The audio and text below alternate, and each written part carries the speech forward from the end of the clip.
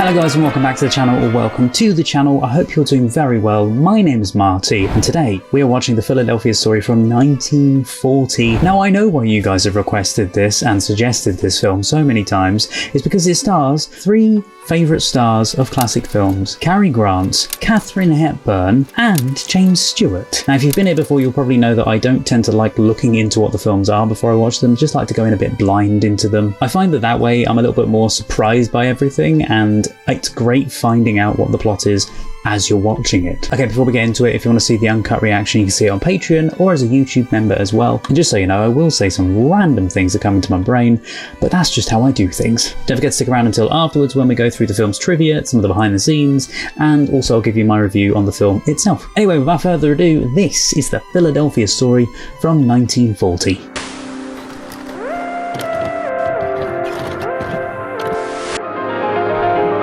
Oh, I love that artwork. Thank you for requesting this. With Ruth Hussey. Don't know her. All the others.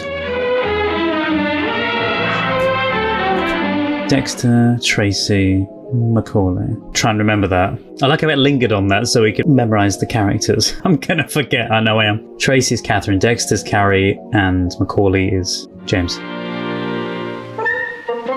Cary Grant.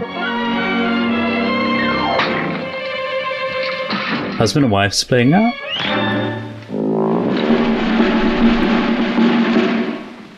Oh, Cary. Oh, you're right. 2 years later, social world awaits wedding. Oh. So she's getting remarried. How do you spell omelette? 506 for the reception. I don't know where we put them all if it should rain. Oh, it won't rain. Tracy won't stand for it. Mother, how do you spell O-M-M-E-L-E-T? I thought there was another L. That's a funny wedding present. Omelette's one of those words that you think has two L's, two T's. This stinks. That looks very expensive. Don't say stinks, darling. If absolutely necessary, smells, but only if absolutely necessary. These cards have been changed again.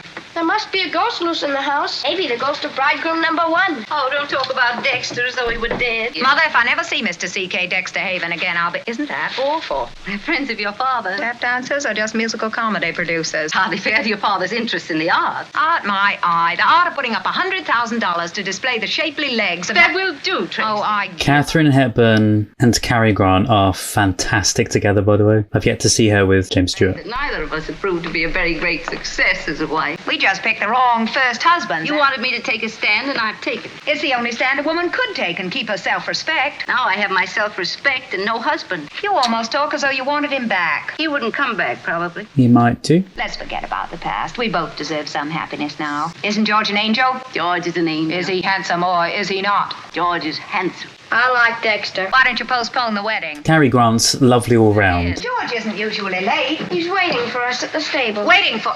Mother, if I don't choke her before Saturday... It'd postpone the wedding, wouldn't it? It would not. That's a good way to postpone the wedding. Mean about Dexter. He was rather mean to her. Did he really sock her? Did he really? She's getting joy from that. Fernando. Fernando. Cruelty and drunkenness, it said. Hard, isn't she? Tracy sets exceptionally high standards for herself. Don't you think it's stinking not at least to one father? Between ourselves, I think it's good and stinky. Oh, I wish something would happen. Nothing ever possibly in the least ever happens here. Never. How do you get smallpox? She's constantly wanting something to happen before the wedding. This is Uncle Willie's favorite. Complete surrender. Oh, perfume? What on earth is she doing? Yeah, perfume to waft it in his face. Oh, hi.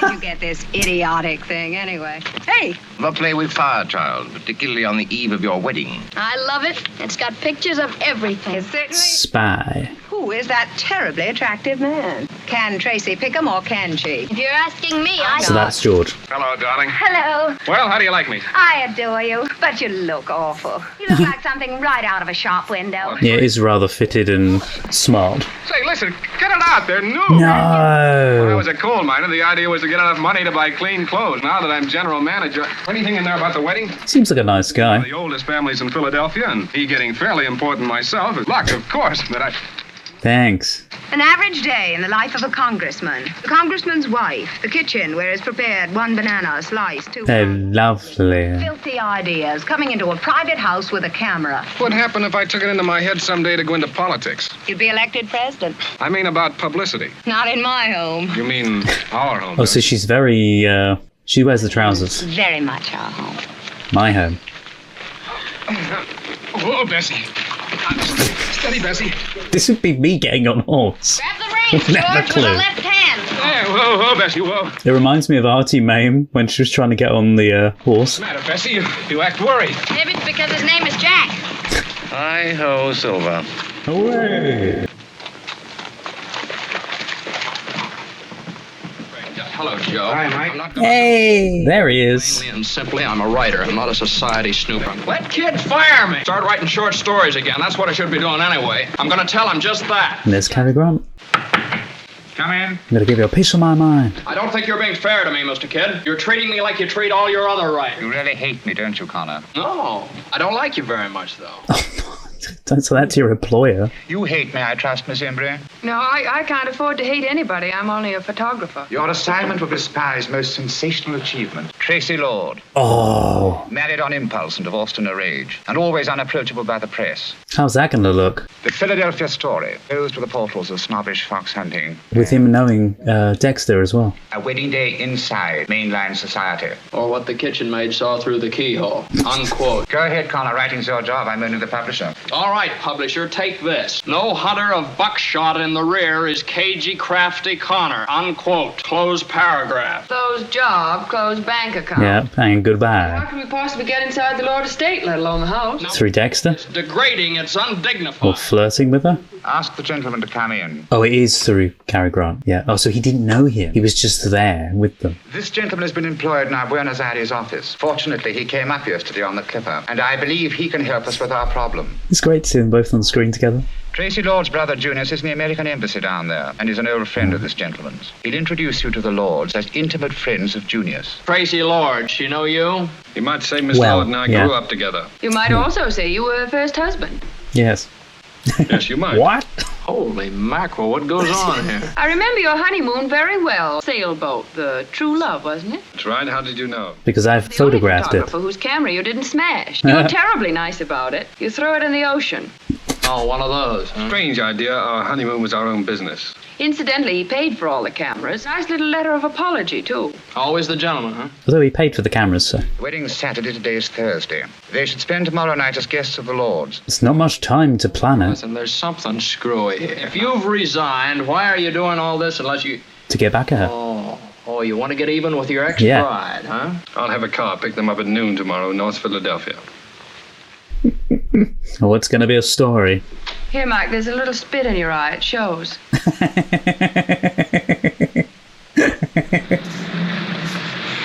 Maybe they'd rather we go around to the servants' entrance. Maybe this is the servants' entrance. God, she's not going to want to see him there. Good morning, Edward. Why, Mr. Sir. Haven. Mrs. Haven, I mean Miss Tracy or her mother in? Well, they may be down at the swimming pool, sir. Shall I announce you? No, I'll go around myself and surprise them. Oh, God. They're friends of Mr. Junius's. You might have them wait in the south parlor. It's a lovely home there. And a gigantic vase. Sorry. Miss Embry, the South Park. Queen will have bread and honey at the usual time. Seems a little cold for the south parlor. What's this room? Forgot my compass. Be south-southwest parlor by living room. I love that they've given them all extreme names. No, it's a lovely home, but it is very extravagant. What is that? Is that the... Wait, jewellery? There's jewellery down there, isn't there? Oh, you're not going to steal it, are you? Oh, Just look around. it slipped. No, it sounds like a gun being cocked every time. What's this guy Haven up to? C.K. Dexter Haven. Yeah, what kind of a name is that anyway? C.K. Dexter Haven. It's a cool name. Macaulay Connor's no homespun tag. Hey, well, you just try calling me Macaulay. I knew a plain Joe Smith once. He's an absolute rat. Huh? He designed sailboats, very upper class. He's out, and Kittredge, man of the people, is in. Yeah, quite a comer, too, I understand. That poor guy, I wonder how he fell for So it. he designs boats. What did I tell you? Look, how do you like this? Terrace, pools, stables. That's probably so they can talk to the horses without having them in the house. Hello. This is the bridal suite. Would you send up a couple of caviar sandwiches and a bottle of beer? Who are you? Who is this? Hey, this is the voice of doom calling. Your days are numbered to the 7th son of the 7th son. Oh my god, that was scared the living hell out of her. Hello, hello. What? What's the matter? One of the servants has been at the sherry again. I better go see. She thought it was the servant. Dexter, you've come back. Ah, Dinah, my dream God. girl. What in the name of... Oh, no, it can't be. He went to South America for 2 years. Oh, so he said he'd gone to South America, They right. seem to be here. But I'm back for the wedding. Don't you know that tomorrow is the wedding? Oh, that's right, so it is. You can go right back where you came from. Dinah says, too awful here without me. Red, you look in the pink. You don't think I miss your wedding, do you? They want him to. You wouldn't. I'm not so sure he wouldn't. No, Mother Lord, I wouldn't. I assure you I wouldn't. Stop the wedding. Don't bother to open your house. Stay here. We're having no house guests over the wedding. How about the groom? He's staying at the gatehouse. Dear, I suggested representing him as best man. I'm afraid that George might prefer to have his best man sober. You haven't switched from liquor to dope by any chance, have you? Oh, Macaulay Connor or Elizabeth Imbrie, do you? We can finish these later, Mother. I better come along with you, introduce you. Call me for... Introduce me? Introduce me to whom? You see, they're great friends of Junius's. And they expect to stay here over the wedding? Paranoiac. Well, do you see, it was Junius's idea. You're lying, Dexter. I can always tell. Yep. Can you, Red? You went to work after the divorce in South America. Who for? A magazine. And it For wasn't by any press. chance Spy magazine. The Junius's friends are photographers by any... Maybe. After I've telephoned Junius... Wait, Red, wait. You don't... Wait. She loves playing this. No, you're slipping, Red. I used to be afraid of that look. The withering glance of the goddess. Oh, shut up. She's got such a cold feel in this film, but it's funny. He's going to soccer again. Don't say She's... I want them out and you too. Yes, Your Majesty, but first, Yeah. could I interest you in some small blackmail? It's an article, complete with snapshots, details, and insinuation. And it's about your father and that dancer in New York. It's a slander piece. But they can't, even if it's true. So in order to stop it, have them there. Publisher. He's got to be stopped. Well, he is, temporarily. That is, if you Have them at the wedding. to turn in a story on your wedding. Generally humiliated at 15 cents a copy. You're loving it. Yep. Am I, Red? Smiling all the way. They aren't anybody's friends, but we're to pretend they are. I'll bet it's on account of Father and that dancer. Oh, she's good. There's no such thing as privacy anymore. Only in bed, Mother, and She knows it all. not always there. Why, you little mannerism. I'm for giving them a picture of home life that'll stand their hair on end. No. Oh, she's gonna make it all prim and proper. Like, this is our life. It's beautiful. They don't know that we know what they're really here for, I hope. No. You write short stories, very down to earth. They'll love us. Promise to behave like ladies in front. We'll do our best. I don't know how good that is. Terribly, terribly happy we are to have them. He's not doing it to hurt anybody else. He just wants to get back at the wife a little bit. Or the ex-wife. George Kittredge, age 32. You know him very well? Well enough. He's an idiot. How'd he meet her? Heaven brought them together, I imagine. Is there a library in town? I suppose you wouldn't know where that is. Well, roughly. My grandfather built it. Oh, wow. Oh, what's her leading characteristic? Feisty. She has a horror of men who wear their hats in the house. The young, rich, rapacious American female. And would I change places for all her wealth and beauty? No. Oh, boy, just ask I mean, she probably would for the money.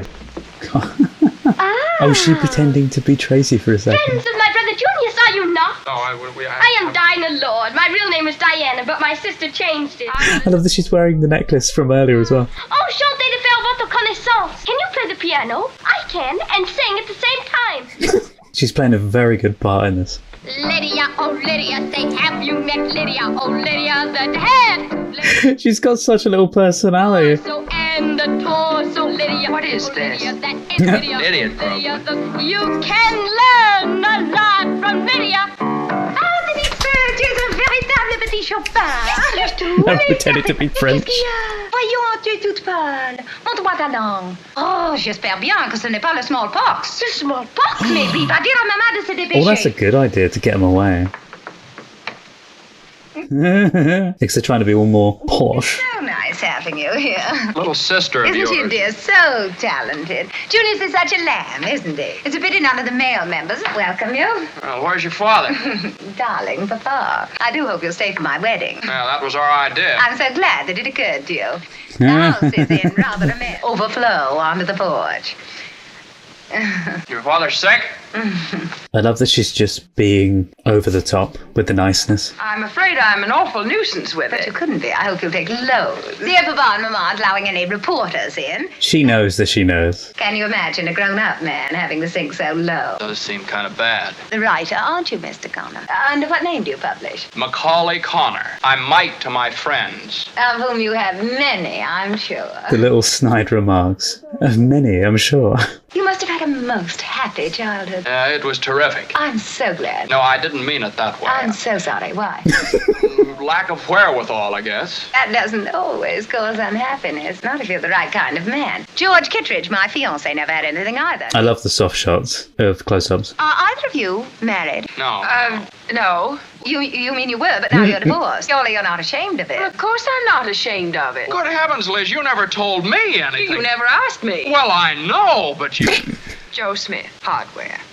Oh wait, she was with Joe, the guy she mentioned earlier. It's your first visit in Philadelphia. It's a quaint old place, don't you think? Filled with relics. And how old are you, Mr. Connor? 30. It's meant to be 30 in this. Probably have other interests outside your work. None. I mean, unless... Are you going together? Yeah. Well, that is an odd question. Well, I don't see why. I think it's very interesting. Make a good pair. If a man says he loves a girl, he ought to marry her. Can she be human? As he was keeping Mama. Head lifted high. Elegance. Finest elegance. She's crazy. Who's doing the interviewing here? I don't suppose she caught on somehow. No, she was born that way. Oh no, she did. Do you want to take over? I want to go home. Oh, too pretty, my dear. Look at the way she wears her hair, Tracy. Mighty fine. They're trying to butter them up. Shall we have sherry on the porch? Oh, let's. Yeah, I think we've met. He's been detained in New York on business for that lovely dancer, Tina Mara. Person, but like so many artists, no business head. Whatever. I've some lovely. Did he just pocketed it? I like how earlier he was making out like he wouldn't steal anything, but then he did. You're never late, George. Mr. Kittredge, this is Miss Imbrie. Macaulay, Connor. He's a writer. Great respect for writers. Well, thank you. They do a very good job. I guess this must be love, huh? Your guess is correct. I'm just his faithful old dog, Trey. Give me your paw. You got it. How sweet. Say, I'd like to see one of those, Miss Embry. You will. It's a lovely camera. Oh, that little remark. Papa! What? Pa! No, why is she making out like that's her dad? Father, these are our friends. How are you? How do you do? How do you do? Hello, friends and enemies. Yeah. Remove yourself. Darling, I changed my mind. I will stay for lunch. Little photo ops. You don't look as well as when I last saw you, Kittredge. Poor fellow, I know just how you feel. How's it coming? Beautifully, Dexter. So indebted to you for these lovely people. It's almost impossible to repay that debt. But you'll manage, eh, Red? So much tension between them. She needs trouble to mature her, Kittredge. Give her lots of it. She'll give it back anyway. I'm afraid she can't count on me for that. Sometimes for your own sake, Red, I think you should have stuck to me longer. I thought it was for life, but the nice judge gave me a full pardon. Ah, that's the old redhead. No bitterness, no recrimination. Just a good swift left to the jaw. I don't suppose a man ever had a better or finer family. Say to myself, Seth, you lucky dog, what have you done to deserve it all? Oh, he's got an eye for it. So have I. She's quite nice. Oh, stupid. God. Oh, she was doing it to ruin the camera. Yeah, I had a feeling that would happen. So Of course you are. Sure you are. Your father.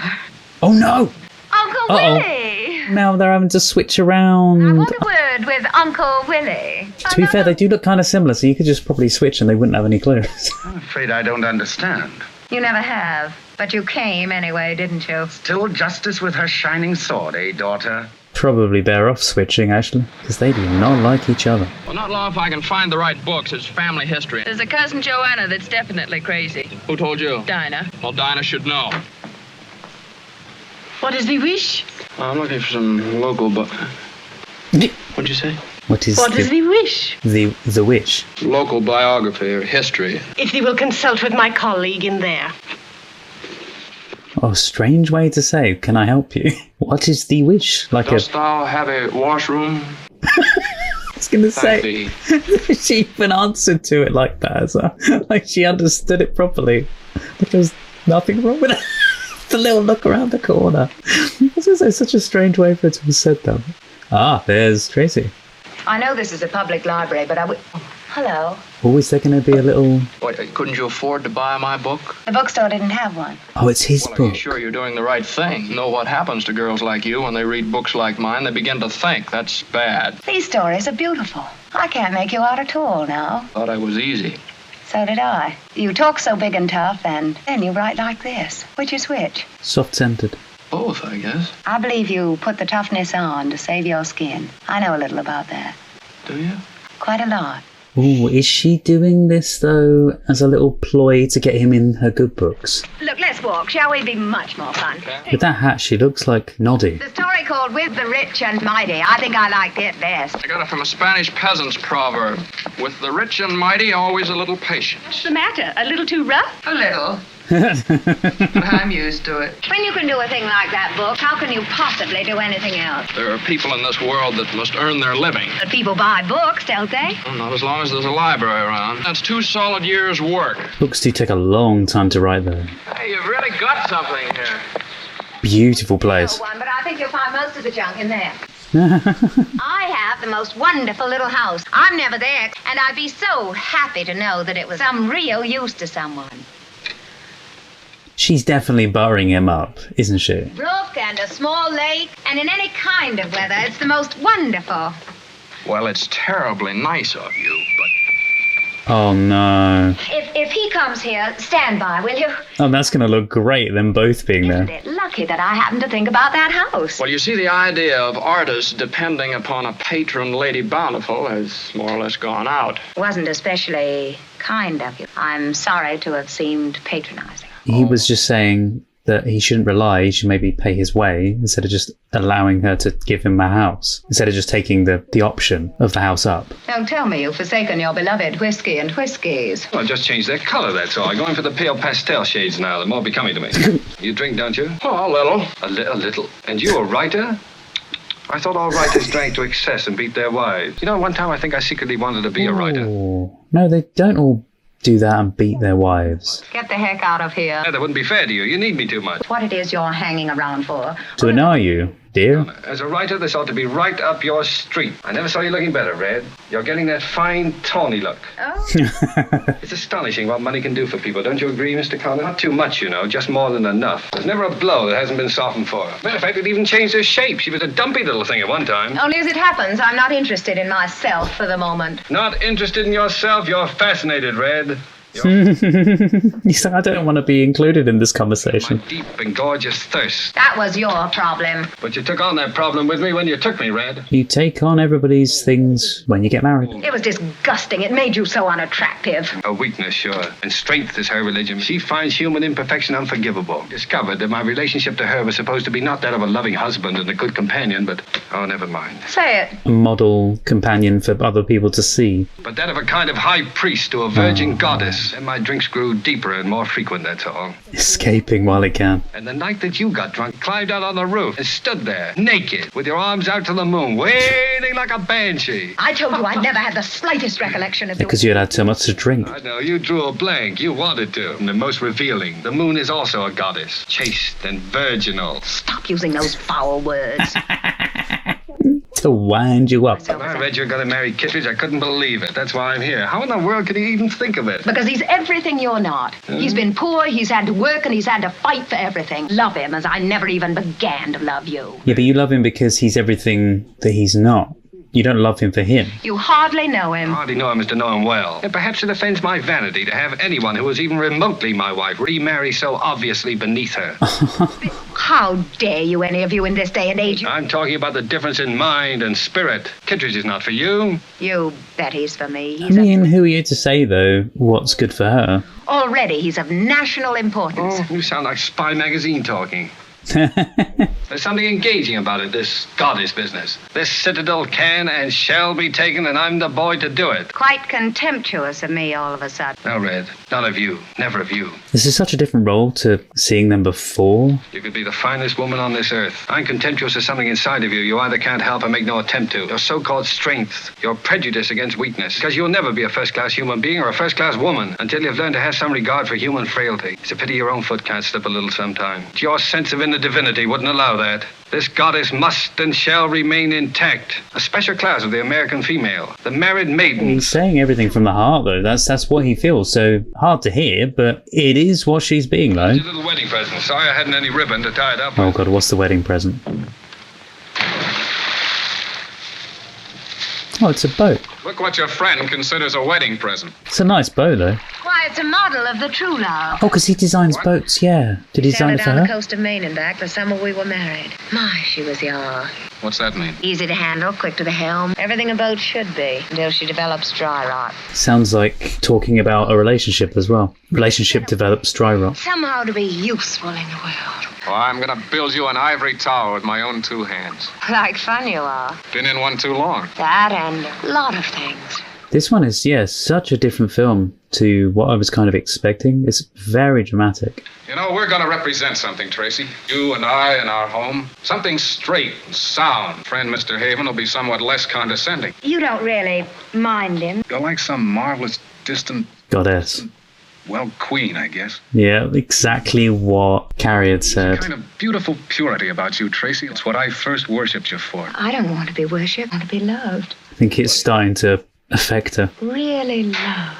That goes without saying, Tracy. No, it's you who doesn't see what I mean. But when you do love someone, though, you do worship them, but you think they're everything, and you do anything for them. George. Yes? Nothing. What did she want to ask him?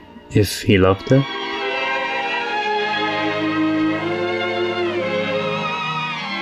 That fiancé, take that ring tomorrow and go right through center with it. Seth, you idiot. Very amusing, I'm sure. Yeah.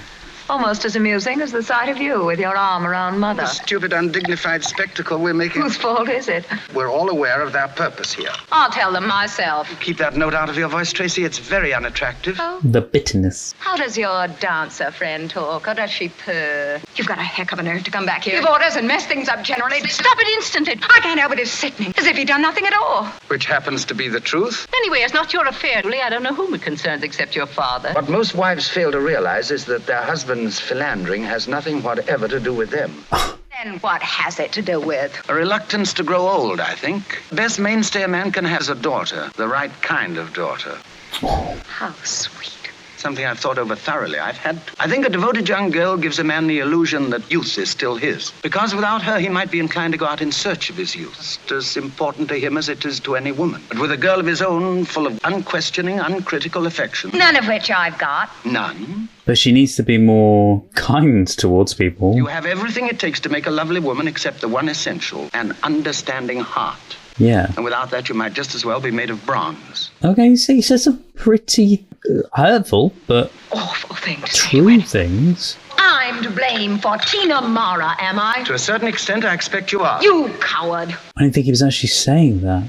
But better that than a prig or a perennial spinster, however many marriages. Too much. I'm afraid it's not. Yeah. You mean you think I'm some kind of a goddess or something? Oh no, she's getting it from all sides about the goddess thing. Oh bless her. This film is kind of like her knocked down a couple of pegs. What's the matter with everyone all at once anyhow? Olivia, call my house, will you? Tell them I'm on my way. Our first party and about time. Can I have a cocktail? Certainly not. Have a last drink. Oh, I'm sorry, I forgot. You never drink. Prigs don't. Oh. Miss Embry and I have something on our mind. I'm all ears and eyes. I bet you are. You're a vision of loveliness, Miss Embry. She is gorgeous, though. Oh, champagne. I've never had enough. You will tonight. Sir, keep your eyes to yourself. I am Seth Lord. No.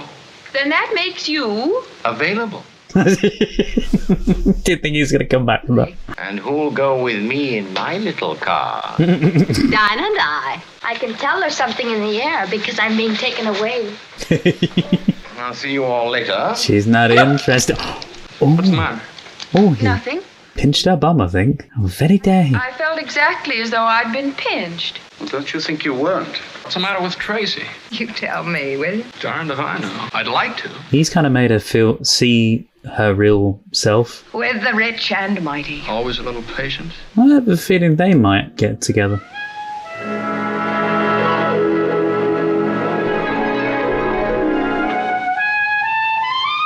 Oh, she does have a drink problem. Well, she might not. She might just really wanted 3 drinks.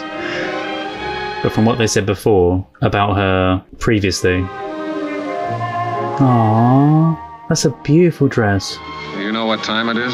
It's after 4. In China, it's later than that. In China, we'd be married by now. Or perhaps it's only yesterday. I don't think they're suited. There was a Chinese poet who was drowned while trying to kiss the moon in the river. He was drunk, but he wrote beautiful poetry. Was those two, maybe? He's slightly tipsy. I'm sorry, Connor. We're going home after this dance. Oh, now you can't do that to me. No. Not at all, friend. I was Judas. Hello, you. Hello. Hey, you look fine. I feel like they're going to get together. Let's have another drink. Or would Kittredge spank? That's not what you were saying. With Kittredge spank. Everybody likes Kittredge. Everybody likes Kittredge. Well, I don't. Everybody except C.K. Dexter Haven. Come on, Connor, we'll have some wine. I'm having such a good time. Everybody should have a good time. Darling, what's come over you? He has. Things I always thought were terribly important. I find now, and the other way around, and... That could be the drink that's saying that, though. Connor, you're thirsty, and the night is young. We're gonna have just one more drink before we go Not to... you, I'm I afraid. feel like she's had a bit too much already. You know wine never affects me, not in the slightest. I'm a kid. What she really wants, George, is another dance with you. Oh, very well. Well, look, George, if it's that much of a chore, Not just... for me. Oh, no, you don't, Connor. You've been Because the fact that he said, oh, very well. Because of true love. Gathers no moss. He's like, what did I say that for? She's with gigs and fees. I'm going on a picnic. I'll be back. Go on, darling. Champagne. Wait, they're actually hitting it off quite well. I didn't think they would. What? Follow that cab. What cab, sir? No cab. Some joke, huh? Take me to the C.K. Dexter Haven mansion. What is he doing? C.K. Dexter Haven! This is where Cinderella gets off. Now you hurry back to the ball before you turn into a pumpkin and... Did you even pay him? He's so drunk. What's up? It looks so funny seeing him just raggedy in pajamas. Cinderella's slipper. It's called champagne. Champagne is a great leveler. And I would like to talk to you. Well, let's go in the talking room. Don't tell me the party's over so soon. I just felt like talking to you. Oh, I wonder if I might borrow a drink. Excuse me. I don't feel like that was unscripted, that cough, and he went, oh, excuse me, what? What's it, my book? Oh. Unsuspected depth. But have you read it? I was trying to stop drinking. I read anything. And drinking? Yes. Your book didn't do it, though. Are you still in love with her? Or perhaps you consider that a very personal question. That's why he came. Liz thinks you are. Most women like to romanticize about things. Yes, they do, don't they? Yes, they do, don't they? I can't understand how you can have been married to her and still know so little about her. Don't you? No, I can't you. She's very closed off. I have the hiccups. I wonder if I might have another drink. Yeah, she's quite closed off and cold towards people, but I feel like James Stewart's character is thawing her out. But when a girl is like Tracy, she's 1 in a million. She's sort of like she's... Goddess? No. I thought he was going to say that. No, she's sort of like a queen, and you can't treat her like other women. But then I imagine Kittredge appreciates all that. He does not appreciate it. Bringing us down here. But you know why I did that? To get even with my ex-bride. Yeah, kid's just using you like he uses everybody else. You don't know kid like I know. That's a lot of guns.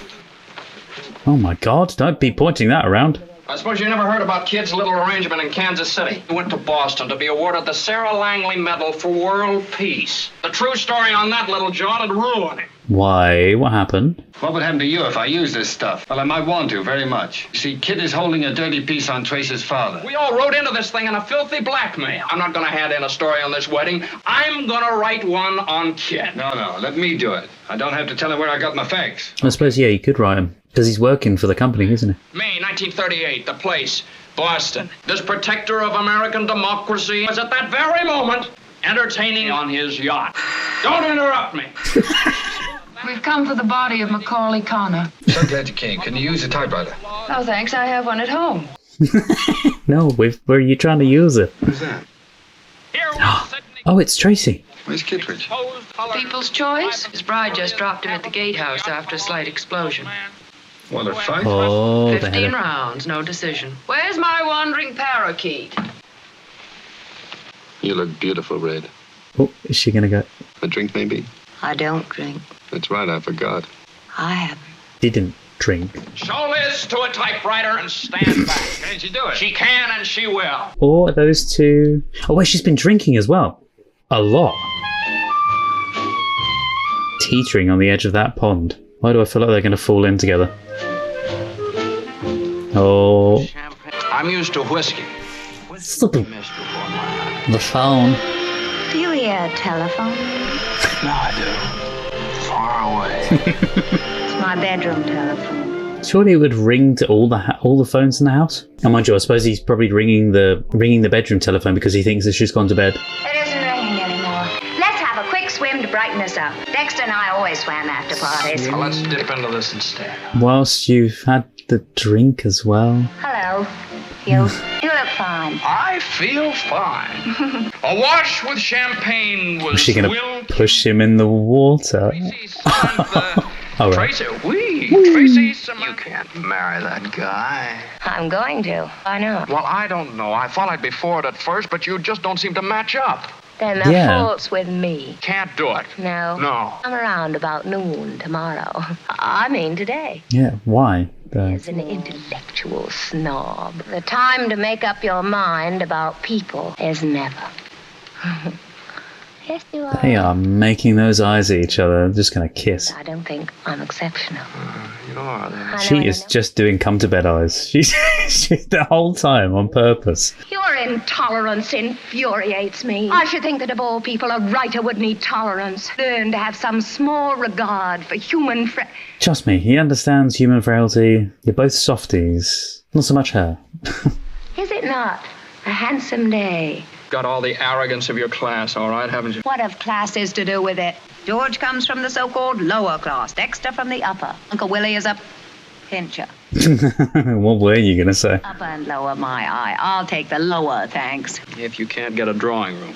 What do you mean by that? My mistake. Decidedly, you're insulting. I'm sorry. Oh, don't apologize. Well, who's apologizing? I never knew such a man. You wouldn't be likely to, dear, not from where you sit. You're wonderful. There's a magnificence in you. I'm getting self-conscious. Mike, that's... Yeah. What? Go up, I guess. It's late. What, together? Magnificence that comes out of your eyes and your voice and the way you stand there and the way you walk. Lit from within, Tracy. And not just a goddess. He loves her, I think. From what he keeps saying about her. I don't seem to you made of bronze. Flesh and blood. That's the blank, unholy surprise of it. Oh, you're the golden girl, full of life and warmth and delight. Oh, what goes on? You got tears in your eyes. Because no one's ever said anything like that to her. Shut up. Oh, Mike, keep talking. And that is what she wanted to hear. I've stopped. Has your mind taken hold again? More that he's there on professional capacity, maybe? Even though he said he wanted to quit. All right, lay off that professor stuff now. Do you hear me? Yes, Professor. Why does she keep doing the professor thing? It's really all I am to you, is it? Why, yes, of course. Oh, just, yeah. I felt like they were going to. It's exactly what they both wanted to do. Golly Moses. Tracy. Just economist. It can't be anything like love, can it? No, it mustn't be. Thought it. Would it be inconvenient? Terribly. It's not far to the pool. It's just over the lawn. And put me in your pocket, Mike. Wow. Just fleeting off on a romance the night before the wedding. What makes me so sleepy? Couldn't be the company, could it? That's a very dark shot. I'd say is this meant to be early in the morning or just underexposed? Good night, sir. Well, Yeah, it's meant to be early in the morning and just getting home. Yeah. Sort of wedding present. If it works. I can still tear it up. Become a really fine writer to get fired. You're a good number, Liz. I just photograph well. Tracy and I always took a swim after a party. I'll have to try it with Mike sometime. Why don't you marry him? He's still got a lot to learn. I don't want to get in his way for a while. Suppose another girl came along in the meantime. I'd scratch your eyes out, I guess. That is, unless she was going to marry somebody else the next day. Nah, she knows. She can see the looks between the other two, yeah. Mm-hmm. Hey! Uh-oh. Have you seen my wife? What are you doing here? Oh, I'm a friend of the family's. Just dropped in for a chat. I could ask you the same question. Telephoned Tracy and her phone didn't answer. I was worried, so I walked over from the gatehouse. What do you think of this fellow Connor? 2 glasses, still. And if you're trying to insinuate, my dear chap, I wouldn't insinuate anything, only, Except, I'd advise you to go to bed. What? Somehow I don't think you'll understand. You better leave that to... I wish upon a star.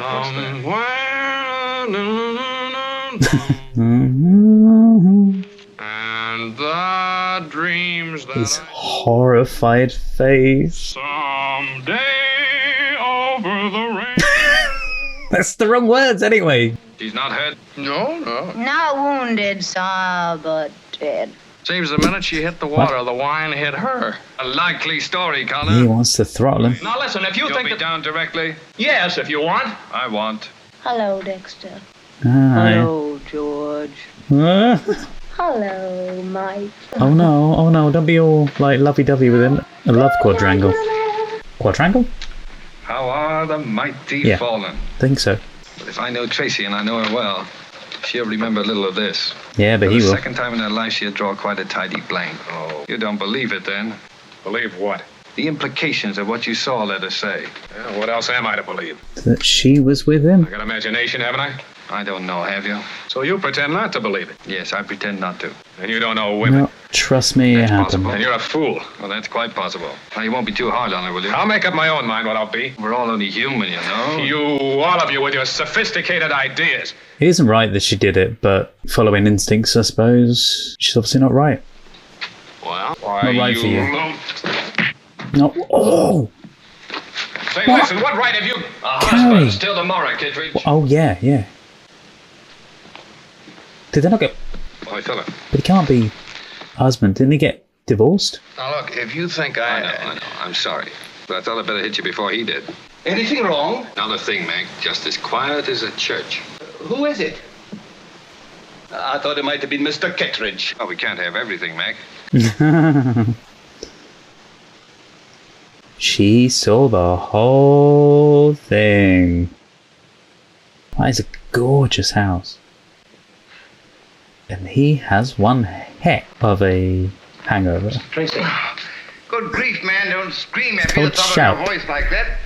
Miss Dinah, he's waiting for you, sir. This Dinah waiting for me was one of those days best spent lying in bed. Oh, hi. Oh, look at the little pony. Where are you going? Back to bed, unless you give me your oath you'll speak in a civilized tone of voice. I'll be quiet, Uncle Willie. Wouldn't we be more comfortable on pogo sticks? I had to be alone with you, and this is very intimate.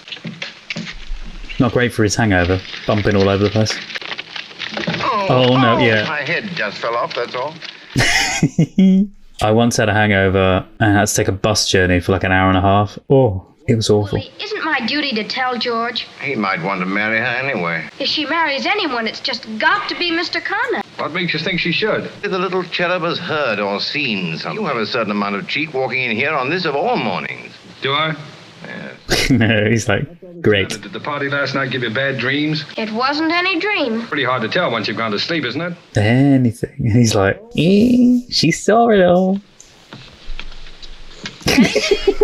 That slightly slow reaction of the sun. Isn't it a fine day, though? Is everybody fine? Hi, I'm Hardy. I must have had too much sun yesterday. My eyes don't open properly. Really? Oh, Not the smoke. good morning. That remains to be seen. Aren't you here early, Uncle Willie? It's nearly 12:30.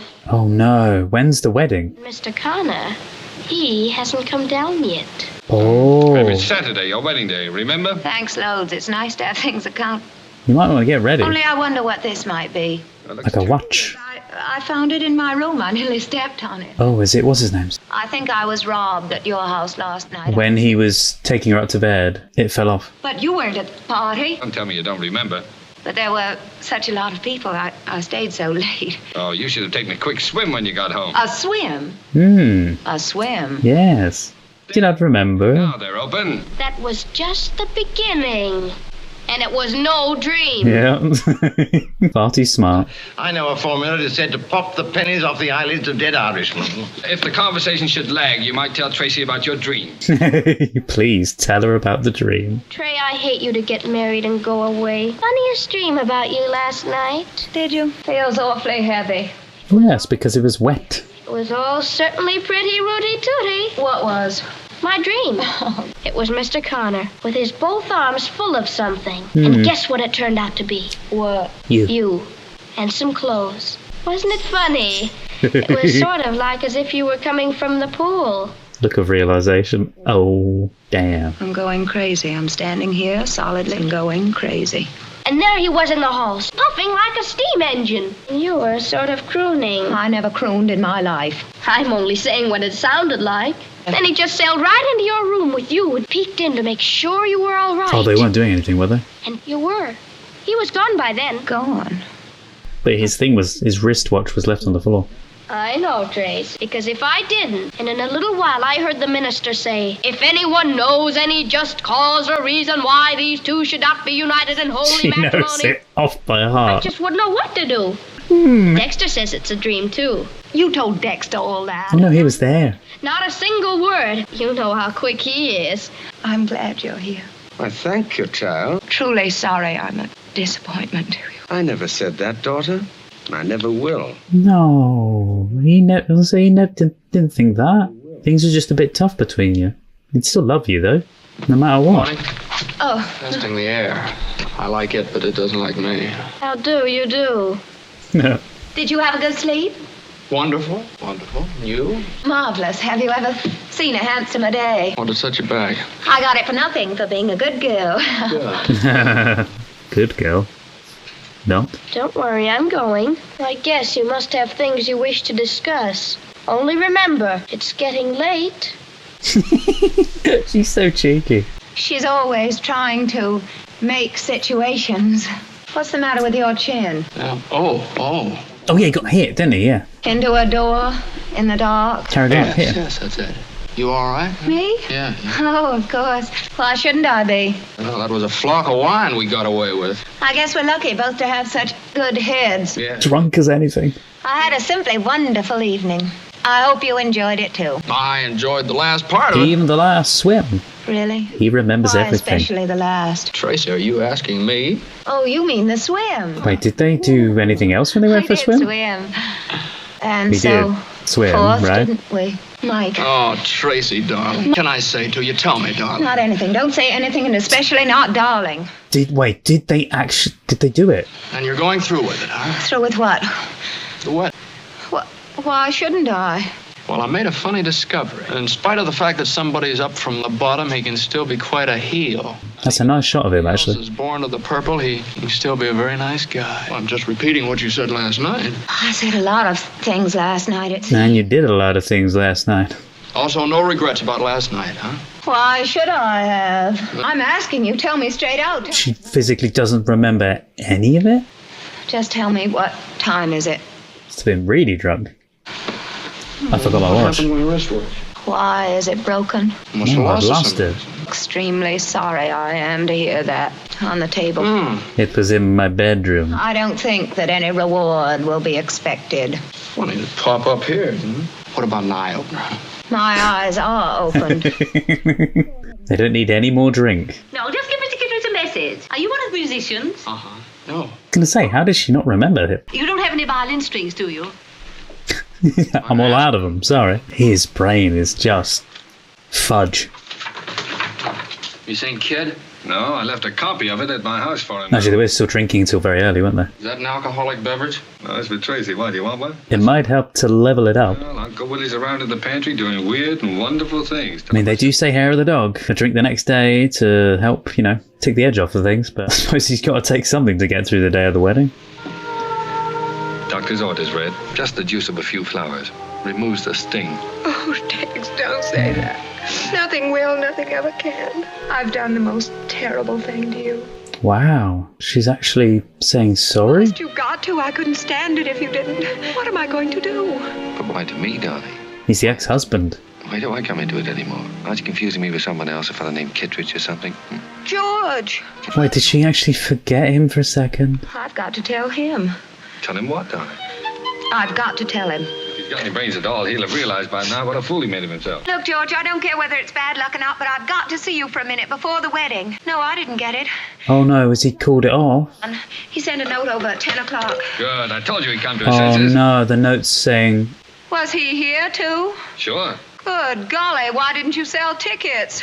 The note is to call off the wedding, I think. Say something, Dexter. Say anything. After something like that happens, though, you don't really... No, you do. I'm such an unholy mess. That's no good. That's not even conversation. We obviously weren't meant to be. But never in my life. Not if I live to be 100 will I ever forget how you tried to stand me on my feet again today. He has looked after her this entire time. Apart from getting back at them with the people. What did you think of my wedding present? It was beautiful and sweet. She was quite a boat, the true love. Was and Still is. My, she was yar. she was all right. I wasn't, was I? Not exactly. Oh, you were good at the bright work, though. I made her shine. Where is she now? I'm going to sell it to Roof Watchers. No. You're going to sell the true love? That was your boat together. To that fat old rum pot? Well, what does it matter? When you're through with the boat, you're through. End of the relationship. Besides, it was only comfortable for two people. Unless you want her. No, I don't want her. She does, really. Well, I'm deciding another one anyway. Along more practical lines. What'll you call her? I thought the true love's second. Dexter, if you call any about that, I promise you I'll blow you and Ed out of the water. I tell you what you can call her if you like. In fond remembrance of me, the easy virtue. Now, shut up, Red. No. I can't have you thinking things like that about yourself. Yeah, Well, what am I don't. supposed to think when I don't know anything anymore? The bitterness and the arrogance on the top level, I think she is sweet deep down. She seems it. Oh, yes, it's lovely. Now, no games, Dexter. George will be right over. I just telephoned. Here's a note he sent you this morning. Oh, there's that note. Yeah, doesn't everything look lovely? Come along, I want you to meet Tracy's grandmother. Oh, Tracy, don't sit down Oh, again. does he think that's the grandmother? I was going to say. Dexter, they telephoned from your house that a Mr. Sidney Kidd was there. I was to tell you that he's reading it. Oh, the letter. It won't be so hard for me to resign now. I'm afraid it's the deadline. So is this. Listen. Dear He's left Tracy, her. I want you to know that you will always be my friend, but your conduct last night was so shocking to my ideals of womanhood that... Now, don't go. Ideals of womanhood. Shouldn't say it like that. My attitude toward you and the prospect of a happy and useful life together has been Oh. changed What was that? materially. All these people. It's only a letter from a friend. They're my friends, too. Certainly entitles me to a full explanation before going through with our proposed marriage. Oh, he still wants to go through. I'm sure that you will agree with me. Otherwise, with profound regrets and all best wishes, yours very sincere. Yes, George, I quite agree with you. In the light of day and the dark of night, for richer, for poorer, for better, for worse, in sickness and in health. And thank you so very much for your good wishes at this time. That's all you have to say? What else? I wish for your sake as well as mine I had an explanation, but... She couldn't help the feelings the way they are. And nobody can, to be fair. It's awful that it happens, but people shouldn't give in to a whim, but... Say something stupid. Just wait a minute. What for? The very eve of your wedding, an affair with another man. I told you I agreed, George, and I tell you again, good riddance. See, your attitude is a little difficult to understand. But if he loves her, it's so difficult to let go. You keep out of this. Yet I am out of it. Kittredge. Oh God, don't you talk. The so-called affair consists of exactly 2 kisses and a rather late swim. Thanks, Mike, but there's no All need of to which I thoroughly enjoyed and the memory of which I wouldn't part with for anything. Yeah, but don't say that in front of After him. which I deposited Tracy on her bed in her room and promptly returned down here to you two. You mean to say that was all there was to it? I do. It wasn't really an affair, it was... Unattractive, so distant, so forbidding, or Come something. on, Tracy. I'm asking a question. You were extremely attractive. It's just not helping the situation. Also were a little the worse or better for wine, and there are rules about that. I think men are wonderful. The little dears. A little dears. Tracy, we all go haywire at times. We don't, maybe we ought to. It really wasn't Tracy at all. Miss Pomeroy, 1926. You'd had too much to drink. Seems to be the consensus. You promised me never to touch the stuff again. Well, that's a difficult thing to ask for. There are certain things about that other girl, that's Pomeroy 26, I rather like. But a man expects his wife To behave herself. But you shouldn't have to. Just be yourself. You don't have to behave yourself. But if it hadn't been for that drink last night, all this might not have happened. Apparently nothing did. What made you think it had? Well, it didn't take much imagination. Just of a certain kind. Somehow I'd have hoped that you'd think better of me than I did. All the evidence was there. I was proved innocent. You forgot your hat, Miss Tracy. Oh. Wedding's called off, I think. I don't think she wants to go through with the marriage now. You should let me know when you invite people to Tracy's weddings. Mr. Sidney Kidd is Who? here. He says he knows you. Uh-oh, Sydney's there. What else did Mr. Sidney Kidd have to say? He said, tell Haven he wins. Perfect. His presence here makes the marriage of national importance. I think it's extremely kind and thoughtful of him. Let's let bygones be bygones. What do you say? Will she? Goodbye, George. Yes. Don't understand you. Please, goodbye. But look here, Tracy. You're too good for me, George. You're 100 times too But good. I never said And I- I'd make you most unhappy. They weren't matched. That is, I'd do my best to. That's the way you want it. That's the way it is. You just gotta be the people that you are. Possibly it's just as well. I thought you'd finally come to that conclusion. I have a feeling you had more to do with this than anyone. No. Possibly, but you were a great help. You and your whole rotten class. Class my eye. He wasn't gonna say that. Class my ass.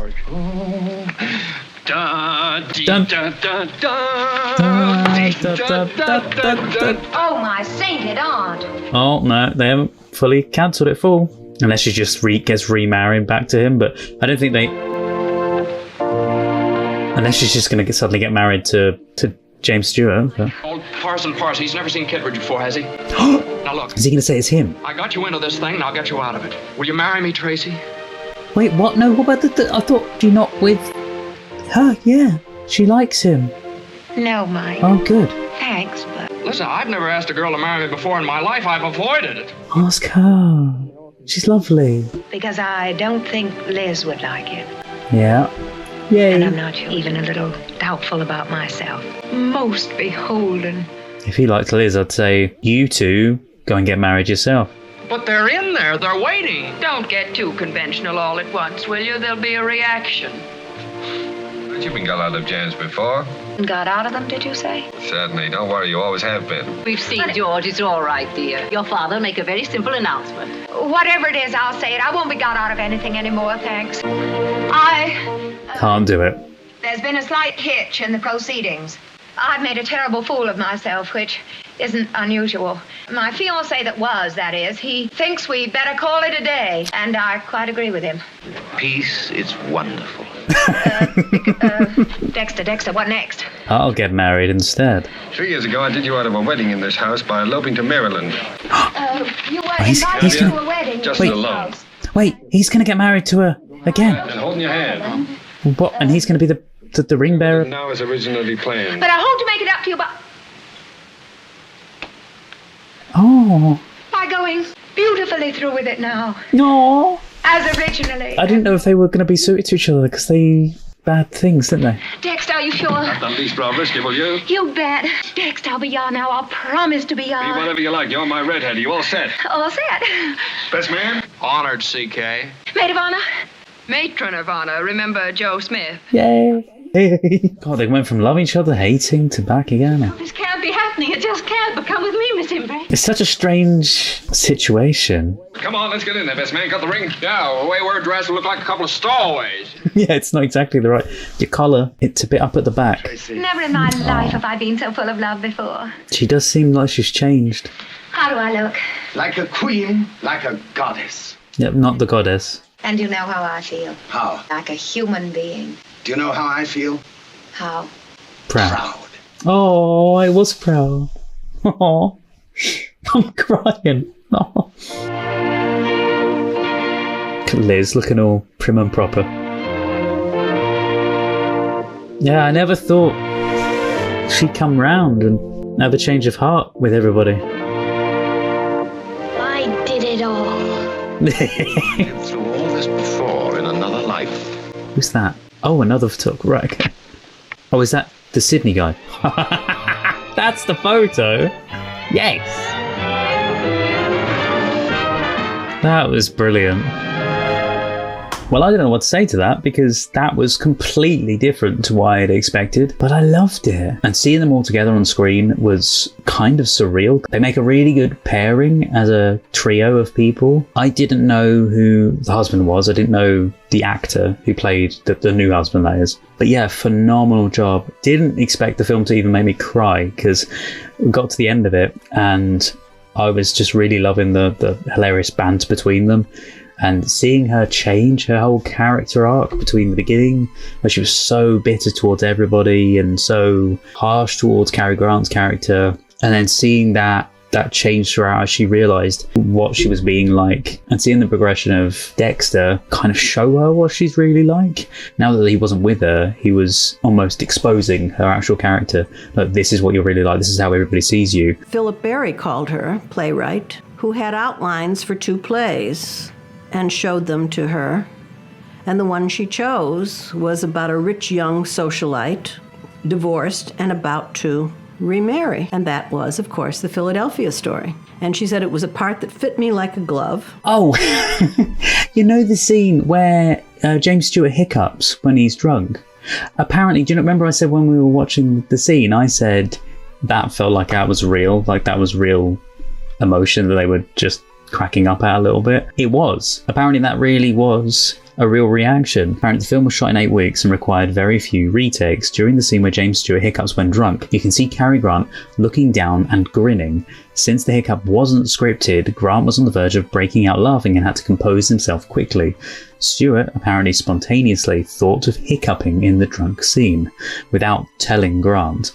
When he began hiccuping, Grant turned to Stewart saying, "Excuse me." The scene required only 1 take. Yeah, when I saw it, I was going, "Oh, that looks like it's a real reaction to him doing that." And it was James Stewart's face back when he said, "Excuse me." Yeah, it was like they were really reacting to that moment, and yeah. Jimmy Stewart told us that there is a scene in which he has had a lot to drink, and he goes to Cary Grant's house. I guess it's not an apartment; it's a house.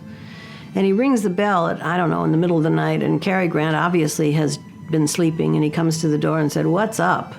And he said he didn't say anything to Cukor, and he didn't say anything to Cary Grant, but he decided he was going to do just a little bit of improvisation. You know, Stewart was not the sort of person who would go way off script, but he just wanted to have a little bit of fun. And he said, "Cukor didn't ask us to rehearse the scene. He just said, 'Is everybody ready? Roll him.'" And Stewart decided that somewhere in the middle of his discussion with Cary Grant, sitting down as still drinking, he would hiccup. He said, "But I didn't tell anybody I was going to do it." So he said the scene was being filmed, and he said what he was supposed to say, and in the middle of a sentence, he hiccuped. And Cary Grant said, "Excuse me?" And Jimmy Stewart said, And if you watch that scene closely, you see both of them on the brink of losing it.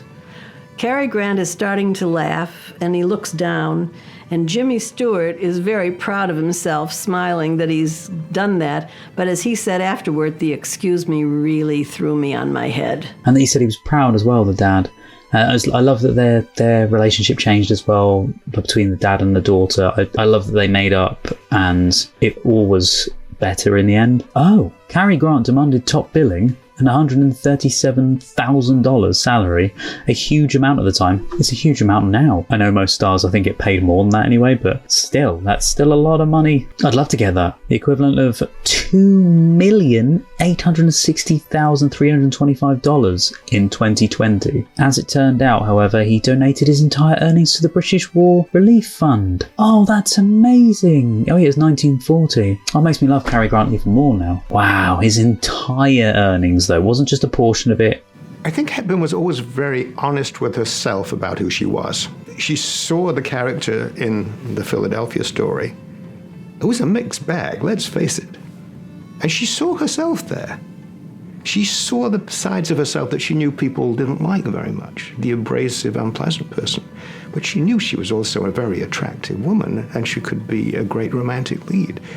So she, I think, was very aware that Philip Barry had captured her in a character, and she knew she didn't have to work all that hard to be that person. So the whole film was kind of like this love triangle between different people all over the place. One liked this one liked that one. Such an intriguing film, and having to write that, I can imagine, would have been, then again, I say very difficult, but I suppose if someone's got relationship experience, then they probably would know that kind of thing. Cukor was going through a pretty rocky time. Let's face it, he just had to deal with Gone with the Wind and being pushed out of that. A huge movie, which was not quite an MGM production, of course. It was a David L. Selznick production, but it was released by MGM. And so he was MGM who then brought him in to do the Philadelphia story. But that was Katharine Hepburn that did that. She wasn't just repaying a favor, of course. She knew that Cukor could get the best performance out of her. But I do feel, despite seeing it from both sides, from George's side and from Tracy's side, you shouldn't cheat on someone.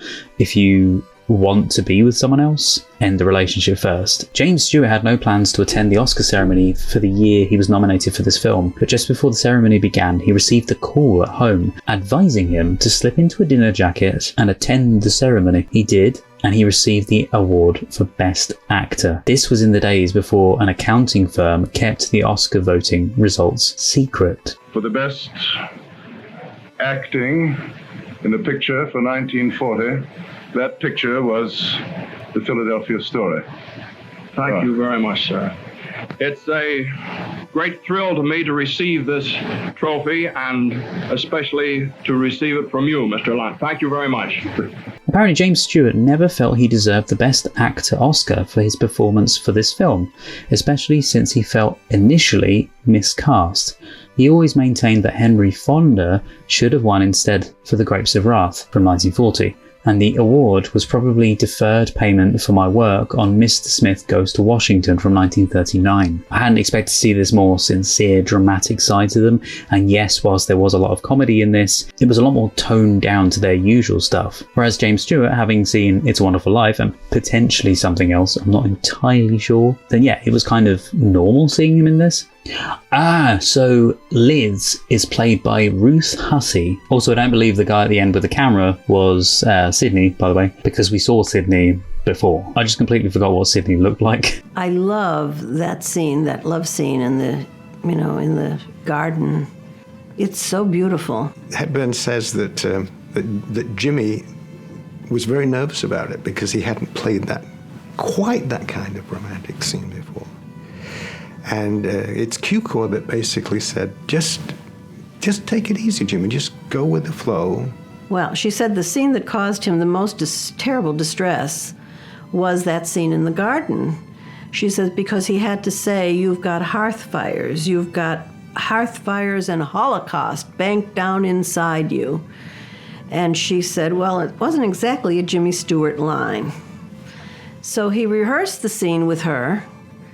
And she said he almost died. I mean, he just didn't hear himself say that line. And George Cukor said, now, Jimmy, you're not running away to the circus, so don't paw the ground with your foot. Just say it. And she says he took a deep breath and he said it. And she says, I think he was wonderful in that part. He talked himself right into an Academy Award. All the hard work behind the scenes, which you're not supposed to be aware of. If you look for it, it's all there.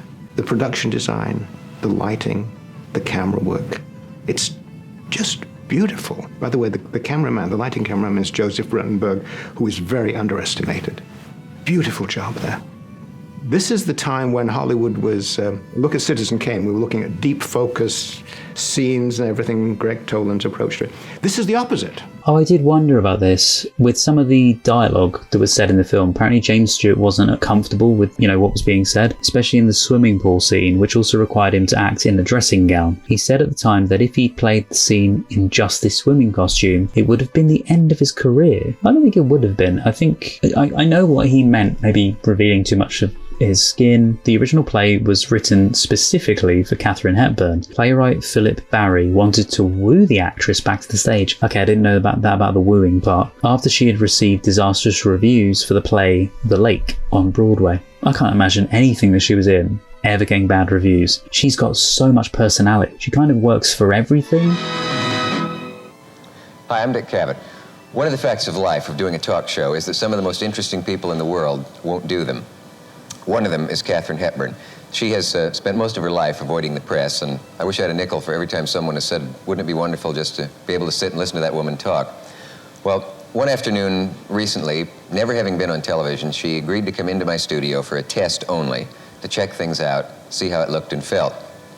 She checked the cameras, the lights, these chairs, the temperature in the studio. She pronounced the carpet ugly. I see the carpet's an entirely different color. If anybody can survive that carpet, you can. We're doing well. And I personally am going to dye it by tomorrow morning. Or put a rug over it. I'll bring one. And then she surprised me by suddenly saying, why don't we just go ahead and do it now? And we did. This theater with the scene, why don't they just start? Have they started? Okay. There was no audience. The laughter you'll hear is from a few lucky staff members and musicians who wandered into the empty theater and were delighted to see who was sitting here. When you get pushed in the face by Cary Grant, you go flat on your back. Did you hurt yourself? What'd you hit? Broke my back. Been broken ever since. Are you kidding? I don't even remember it. Don't you know that scene where you come out with the golf clubs and you throw them down and smash them down? That's right at the beginning, yeah. Yeah, and he comes back and he just pushes you in the face and you fall like a tree. It's just wham. Didn't you hurt yourself? Maybe. No, I don't think so. I'm a pretty good athlete. Yeah. Didn't bother me. I don't even remember it. You don't remember it? No, I don't remember it. It's a wonderful movie. Have you ever seen it? It is? Yeah. Yeah, yes, I saw it. Yeah. Oh, apparently playwright Philip Barry, the one we were just talking about, based the character of Tracy on Helen Hope Montgomery Scott. Hope and Edgar Scott, and their home was without a doubt the model for the Lord's estate. What Hope had was the authentic Philadelphia mainline background.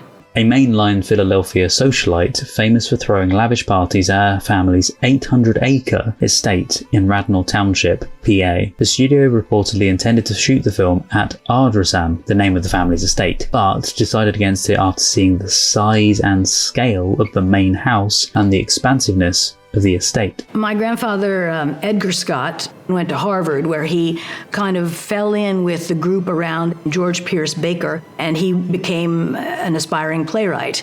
And my grandfather met Philip Barry at Harvard, and they became very close friends. Philip Barry often came to this house. He often came to their house on the place after my grandparents were married. My grandfather was an usher in Philip Barry's wedding.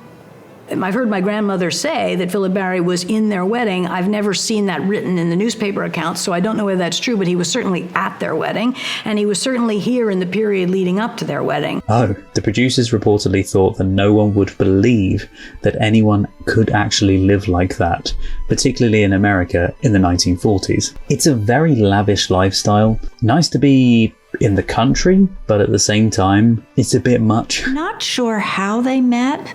I know that Katharine came to New York wanting to be an actress, and my understanding is her first professional job in the theater was as understudy in the production of Holiday. Hope Williams played the role of Linda, and apparently every day she would come and knock on the door and say, "How are you feeling tonight?" And Miss Williams would say, "Just fine." So she never got to play the role during its Broadway run. And apparently, Hope let her play it once when they were just about to go on the road.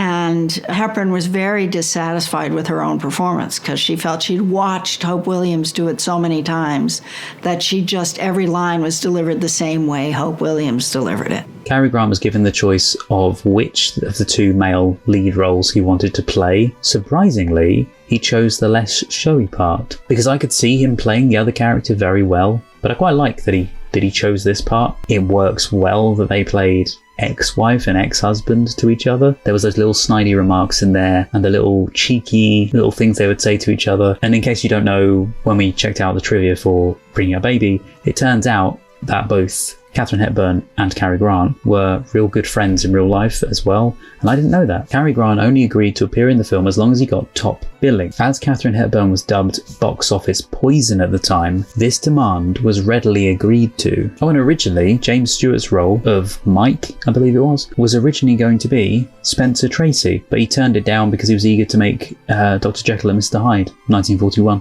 MGM was thrilled with it. It was nominated for umpteen Oscars. And by the way, after that movie for which she was nominated for an Academy Award, she never was called box office poison anymore. Katharine Hepburn still holds the record as the only actress to ever win 4 Best Actress Academy Awards. On Broadway, Katharine Hepburn played opposite Joseph Cotton. He was in Citizen Kane. I remember that name from that film. Yeah, apparently the role he played in the play was Cary Grant's character. It also starred Van Heflin as the James Stewart role and Shirley Booth as the Ruth Hussey role. Anne Baxter played the young sister. By the way, the young sister in this film was absolutely hilarious. That's Virginia Weidler. The play ran for 415 performances, making nearly $1 million at the box office. Wow. It then went on tour for another 250 performances and an additional $750,000 in box office receipts. 1978 was a particularly bad year for film archives. Both the National Archives and George Eastman House had their nitrate film vaults catch on fire that year. The fire at the Eastman House destroyed over 300 films, including the original camera negative for the Philadelphia story. When we first start a film restoration, we start with film. So we went and looked for the best film available for the movie. And because the negative wasn't available to us because it was burned in the fire, we had to look at other pieces of film. So we started at Warner Brothers and checked out all the film that they had in their archive. And they were safety film elements, copies of copies or copies made from the original that were not on nitrate stock. What we found was they weren't made very well. They had a sort of doopy quality with not very good grayscale. They were dirty. They just didn't have the quality that these original nitrate negatives and nitrate original preprint materials would have. So Warner Brothers suggested that we contact the George Eastman House because they actually owned safety copies and other copies of the movie. So George Eastman House did have a fine grain made off the original negative that we looked at. And this was really the winning piece of film. If we didn't have this piece of film, you would be seeing something of lesser quality. Also, Katharine Hepburn's swimming pool dive is the real thing. No doubles were used. No one had to play her jumping into a swimming pool. This played Radio City Music Hall for 6 weeks, breaking the previous attendance record set in 1937 by Disney's Snow White and the Seven Dwarfs. It grossed over $600,000 in that one location alone. Yeah, I can imagine they would have done such huge numbers because there was 3 people in it that most people would love. The only issue with this piece of film was that it had a warping problem. The film is very unstable, and we don't know why that is, but we think it's probably because when the negative was used, it was used many years after the release of the film, and it had shrunk a bit. So when they contact printed this positive copy, it wasn't quite flush up against the blank piece of film that was being recorded to. And that produces this warping sensation that we see and the instability in the film. That's something that you probably don't see when you're watching a print in the movie theater because it's all going on so big and fast and 24 frames a second. But when you watch it in 4K digital, you actually really notice it. And it's something that we had to address. I did actually wonder this in the scene. Katharine Hepburn refers to the words used to describe the moon goddess, chaste and virginal, as foul, and with good reason. The censors would not have allowed such verbiage in another context. Over a decade later, use of the word virgin was still banned under the Hays Code, provoking a major controversy and legal battle when the 1953 comedy The Moon is Blue chose to include that word. I can imagine that, because I know they were fairly strict over what they could and couldn't say. It was very frowned upon in films. Katharine Hepburn's second scene in the film, she appears in a stylish trouser suit designed for her by Adrian. MGM chief Louis B. Mayer objected and had to be convinced to let the costume remain. Maybe because it was a trouser suit? Maybe they thought it wasn't feminine enough? Please let me know if you know any information about that in the comments. Fairly sure that wasn't a part of fashion back then as well, trouser suits. Maybe you thought it was too flamboyant and bright, because it is very garish on screen. Hello guys, Editing Marty here. Just wanted to add in this piece of information about the trouser suit / pantsuit. One of America Vogue's earliest trouser suit images is actually from a September 1933 feature, Riviera Days and Nights, which saw Hollywood actress Marlene Dietrich in a summer trouser suit.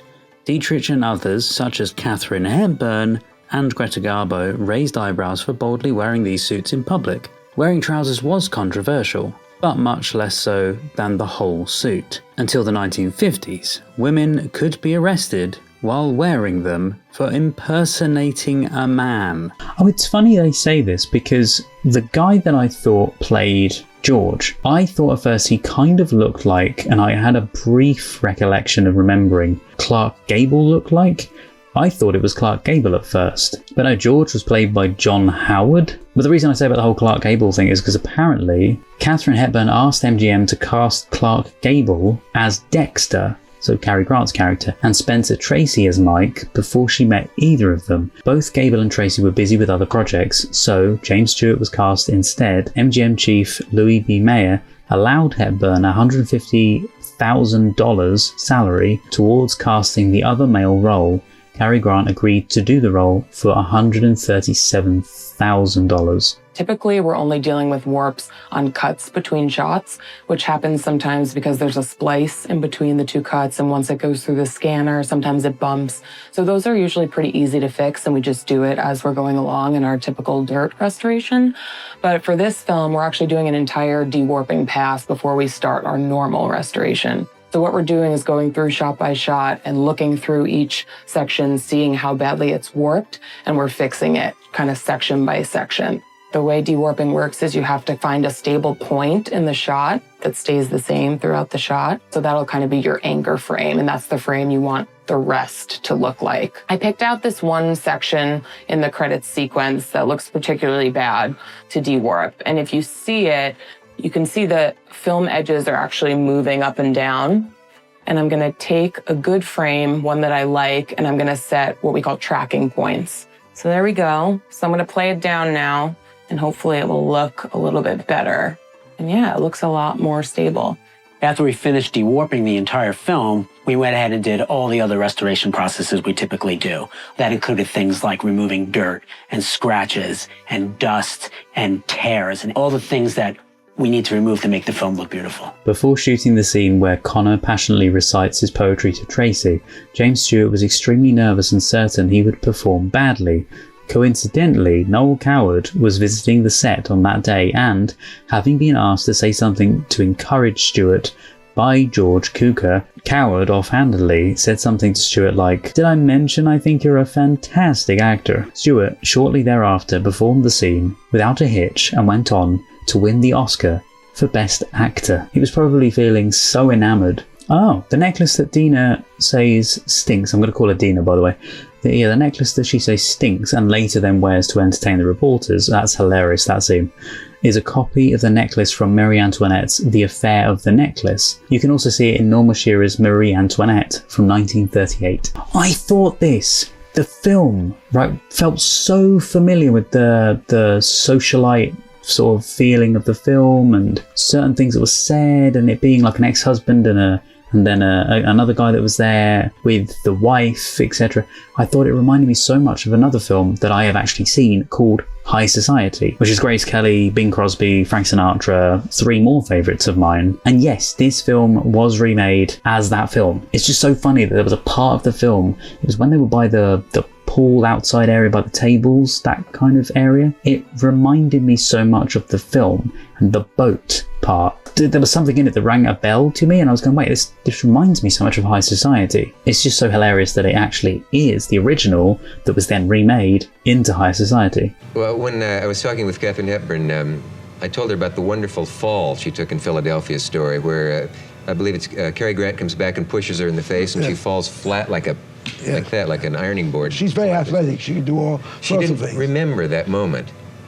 I find that interesting when short story writers don't remember their stories or actors don't remember their scenes or things. Really? It makes you realize that we, the fans, sometimes know those things better than they do. It was a spectacular fall, wasn't it? Yeah. Katharine Hepburn starred in the Broadway production of the play on which this film was based. Oh, and owned the film rights to this material. They were purchased for her by billionaire Howard Hughes, then given to her as a gift. Wow. Well, I feel like the character, how she was in Bringing Up Baby, she can play it very well. But yeah, it's interesting that she has the rights to it. Katharine Hepburn deferred her salary for 45% of the profits. At the final performance of the Philadelphia Story on Broadway, Katharine Hepburn stopped the stagehands from lowering the curtains at the end of the show, so that the final curtain will never fall on the Philadelphia Story. It shows that it meant a lot to her.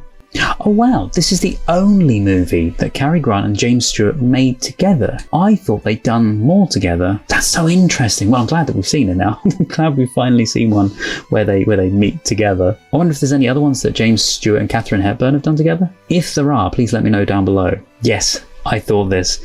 When James Stewart says the Queen will have her bread and honey at the usual time, he's referring to the old British nursery rhyme, sing a song of sixpence, a pocket full of rye. Yeah, I'm just reading it here. The Queen was in the parlour eating bread and honey. That's the lines. The film was the 5th most popular film in the US box office in 1941. Oh, in order to avoid competition with the stage play, MGM agreed not to put the film into general release until January 1941, although it was screened at selected theatres in December 1940.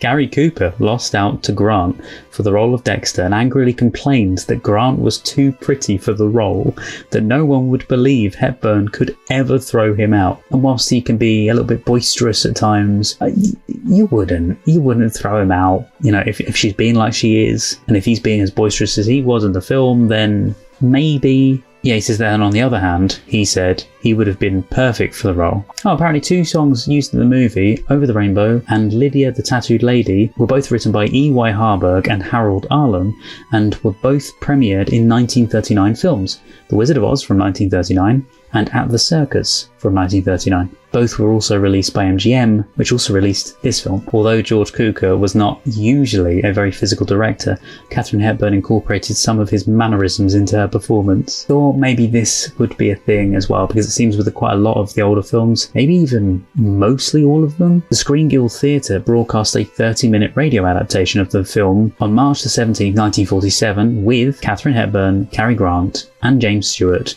reprising their film roles. In mostly all films that we have heard of from around this kind of time, we have then heard that later on they got the cast back to do a radio adaptation of it with all the same cast, or mostly all the same cast. Good evening. Tonight, Lady Esther takes exceptional pride in presenting the Screen Guild Players and Philip Berry's delightful modern classic, The Philadelphia Story. It stars the 3 brilliant players who made the story so memorable on the screen: Cary Grant, Katharine Hepburn, and Jimmy Stewart. The Lady Esther Screen Guild Players in The Philadelphia Story. The Lux Radio Theater brings you Robert Taylor, Loretta Young, and Robert Young in The Philadelphia Story. Oh, this is Ruth Hussey's only Oscar-nominated performance. Oh, here we go, about the film rights, etc. Because we said Katharine Hepburn had film rights. Howard Hughes had difficulty selling the film rights to Philadelphia Story in Hollywood. Although the stage version was written especially for Katharine Hepburn, she was deemed box office poison. David Selznick wanted it as a vehicle for Bette Davis, but MGM also wanted it for Joan Crawford. Warner Brothers made an offer if it could cast Anne Sheridan in the lead role. Hepburn would not allow Hughes to sell the rights without her. So that's why she was also then in the film version as well. Without me, you won't get the film. Yeah, apparently the song Lydia of the Tattooed Lady was very familiar to audiences back then because it was also in the comically risque performance piece of Groucho Marx in the Marx Brothers movie At the Circus from 1939. Oh, apologies, the woolen cap worn by Katharine Hepburn in the library scene is similar to the baratina. It was traditionally worn in many Mediterranean cultures, including Catalonia, Valencia, Ibiza, Provence, Corsica, Sicily and Sardinia, and parts of the Balkans and Portugal as well. Once an everyday working garment, it is now seen mostly in traditional folk art performances. So yeah, apologies with what I said about it. A reoccurring word in this movie is yar, Y-A-R, a nautical term describing a vessel that is not just seaworthy, but quick to the helm, swift, stable, and responsive to the wind, handsome to the eye and under sail that draws one to it and keeps them coming back.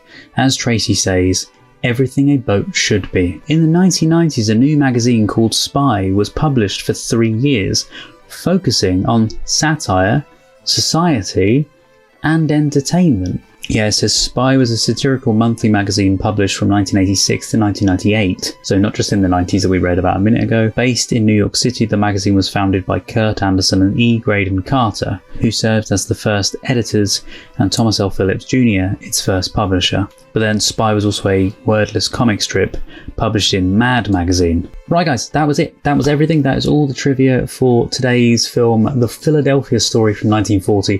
Hope you really enjoyed that. That film was wonderful. It wasn't exactly what I expected, but it was perfect for how I was feeling today and wanting to watch this kind of thing today. So I really appreciate you guys being here, for watching along with me, especially up to this point in the video. How about putting this secret phrase in the comments? Because then it's our secret way of communicating, so that you can let me know that you've seen it till the very end, and I'll know what that means as well. I've been trying to think of a phrase to come up with. It might sound weird because it is the nautical phrase they keep mentioning in this, which they said she was yar, but I'm thinking we say this film was yar, which is Y-A-R. So yeah, that's our secret phrase for today. Hopefully that makes sense. And yeah, I hope it's been enjoyable for you to check out. If you did like this kind of thing, consider clicking that like button and subscribing, because I do watch classic films, I watch newer films as well, and I also watch shows as well. You can also check out the full uncut reaction over on the Patreon page or as a YouTube member as well. But yeah, hope you guys are very well. Hope you have an amazing day. Thank you so much for watching. Take care, stay safe, and I'll see you guys hopefully next time. Bye. If you're still here to the very end, then thank you so much, and also a huge thank you to my wonderful patrons: Roger C. Griffith, Douglas Collier, Terry V, Miggy Love, Chris Holmes, Jojo, Thomas Masters, Shoehorn1234, Res, Patrick Durr, Andrew Blount, Carlos, Marla Mize, Rob, Chandra Blair, Scott, Paul Zawicki, Randy, Kirsten, Juan Pablo Camero, JL, Maggie, Freya Alexandra, Milo, Miranda, Edna, Gina Aman, Tess Avaland, Olivia, Maria Stoicheva, Neno, Megan Janoviak, Rainy Tomo, Strawberry Tree, Kirsten Bailey, Boobly Boo, Louise Vanderhoven, Aubrey Terry, Wraithist, Heidi Steele, City D, Bumblebee, Joshua, Jesse, Rena Burra, Meet, Lolita Verbakovskia, Eli, Holly Jeffries, Alenka Hafner, HM Garth, Chloe Grover, Neb, Kyle Baker, Abby Barker, Tom Tattershall, Kristen Olds, Tilly Chum, Laura Hutchison, Tara M. Will Coxon, Sazzy Nation, Ferdinand Pitchard, Jim McKay, Sphere, Mel Days, Fran in the Pen, BG, Tara, Rags and Muffins, Nameless Human Being, Deb, Philippa Chapman, Emily, Panda, David Wayne Fox, Jessica Asakovich, Sue Pro, Naja in Workshop, Mike Tunnicliffe, Wolfgang Wolf, Lee, Harvey, Ankame, Aninya, Evan G, Violet Aurora, Pamela Chandler Rash, Scott Howard, Joshua, Robert Williams, Steve Webster, Amanda, Lipaz, Jamie Dodds, King, Happy Go Lucky, Caitlin, Analytical Guy, Maria Torres, Cliff Adams, Jonathan, Dirk, Annie Bonds, Crystal Appleby, Scorpius, Monica Murphy, Sebastian St-Ange, Varga, Leslie McKittrick, Nick Stark, Number 1 Carez, Jen, Biff McKeldin, Birgit, Stephanie Collins, Emily, Ken Duncan, Max, Helena Klitsch, Amy Quattlebaum, Ry Levi, Wayne DeFries, JJ, Mikhail Augustine Reed, Malcolm Hope, Lee Hallam, Bill Waite, Charlie Elkin, Mika Least, Jeffrey Welton, Aleidoscope, George, Ingrid, Stephanie Sexton, Jude, Bera, Robinio GD, Catherine Ellis, Vincent Pare, Sammy Fan, Eric Jansen, David K, Stephen, Edcat, MB8, Border Collie Lover 223, Caitlin, Juiced, The Gallifreyan Rebel, James, Johnny115, Tim, Paul Hess, Frank Tex, Marie Clark, Robin, Matt Quinn, Offer Rock, Bruce Heckerman, Joe, Victoria Helm, James Melton, Beatrice Soiler, Siegfried, Clara Grow-Louis, Lana Gorgeous, David Stafford, Rebecca K. McDowell, Ashley Stanley, Sophia, Fabian, Paul Byrne, Bear, Nadia, Chris Thompson, Erin Milieu, Kate Wheeler, Janet Rose Ashley, Alex, Tyler, Just a Little Tired, Shud Bruxelles, David Holton, Lisa Lovett, and Liviu Oana. If you'd like to see more videos, there's some more on the screen right now. Thank you so much for watching, guys, and see you next time.